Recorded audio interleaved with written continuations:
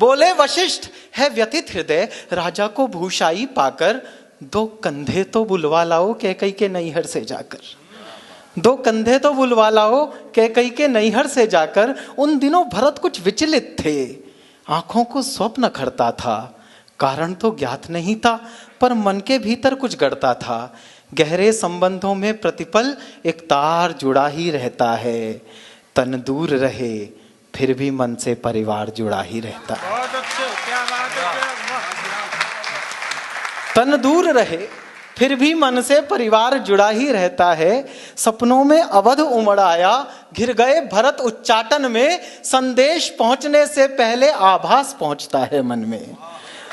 संदेश पहुंचने से पहले आभास पहुंचता है मन में। अंतस में संशय का तांडव, देहरी पर दूत अयोध्या का। सूखे पत्ते सा कांप गया वह भावुक पूत अयोध्या का।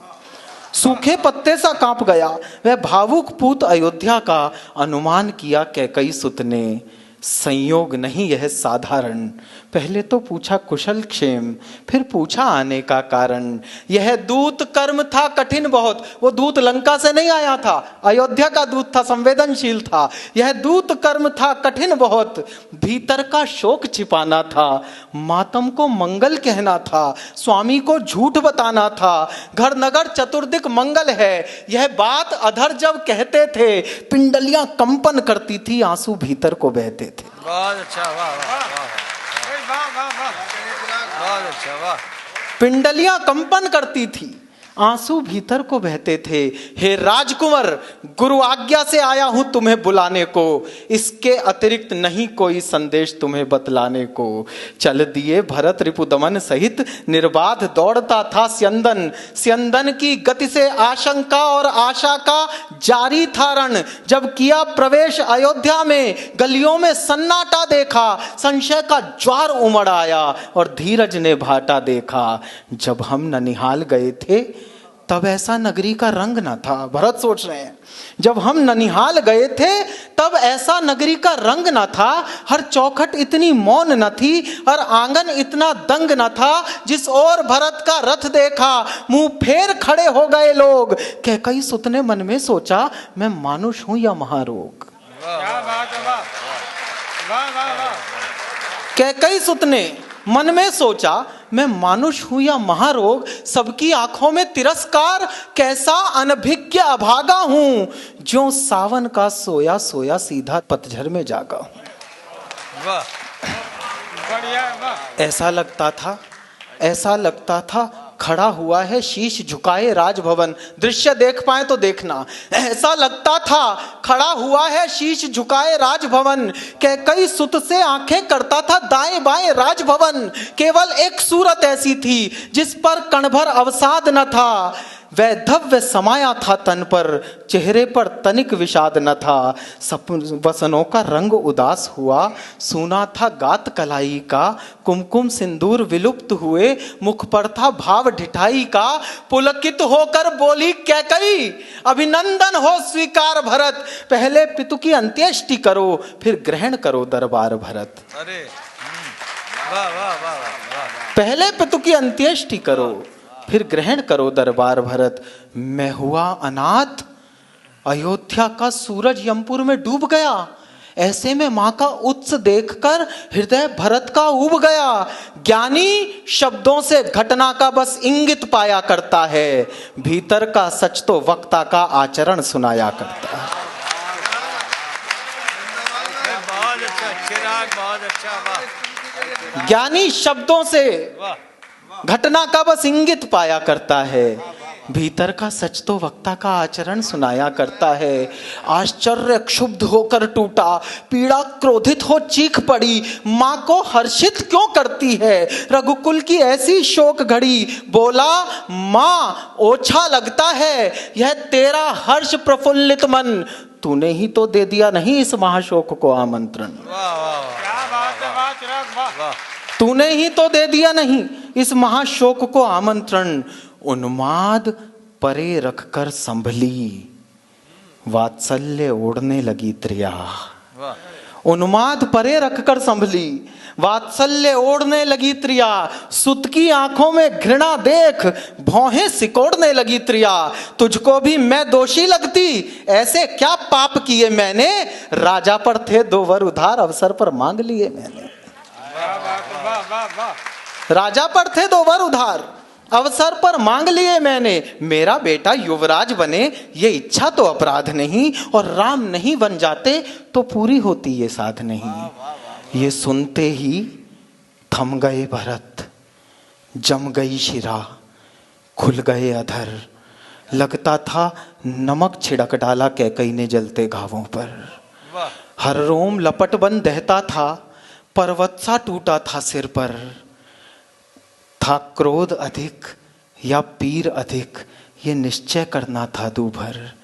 नथुने फूले, सांसें दहकी, पर्वत सा टूटा था सिर पर। भीतर जो लावा दहका था आ गया अचानक जिह्वा पर। और अगली पंक्तियां लिखते हुए मैंने जिंदगी में पहली बार पसीना महसूस किया, क्योंकि माँ को गाली देनी थी और गाली देने वाले भरत थे। भीतर जो लावा दहका था आ गया अचानक जिह्वा पर। पापिन, तूने इन कुलघाती हाथों से क्यों पाला मुझको, जिस दिन जन्मा था उस दिन ही क्यों मार नहीं डाला मुझको। क्या बात है, वाह वाह वाह, हाथ राम जियो, वाह। जिस दिन जन्मा था उस दिन ही क्यों मार नहीं डाला मुझको। दर्पण तोड़ा है उत्सव का, ममता छलली पापिन तूने।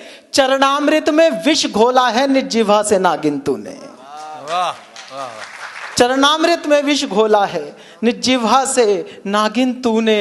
देना होगा उत्तर इसका युग युग तक स्वयं विधाता को, क्यों बंध्या नहीं बना डाला ऐसी हत्यारिन माता को। वाह अच्छा वाह।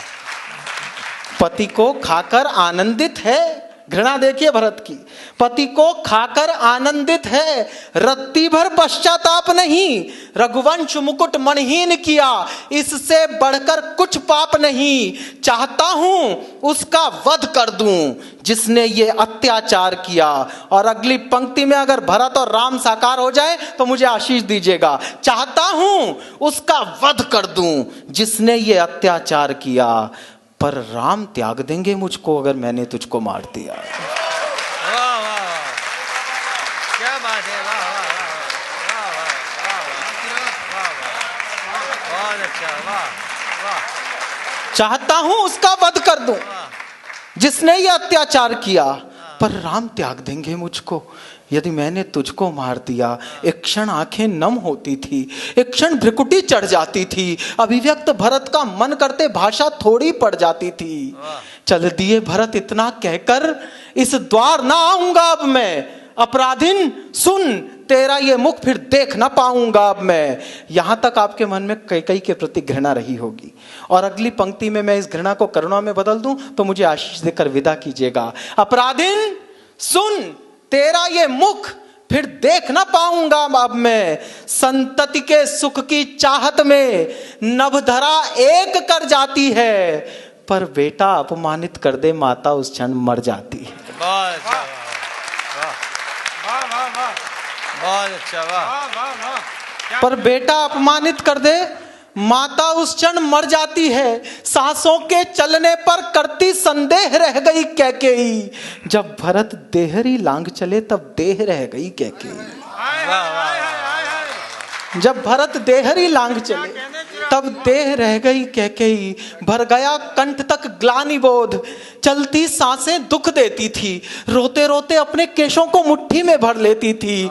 होकर व्यथित हथेली से मुख स्वयं ढांपने लगती है। उसका दुख वर्णन करने में लेखनी कांपने लगती है।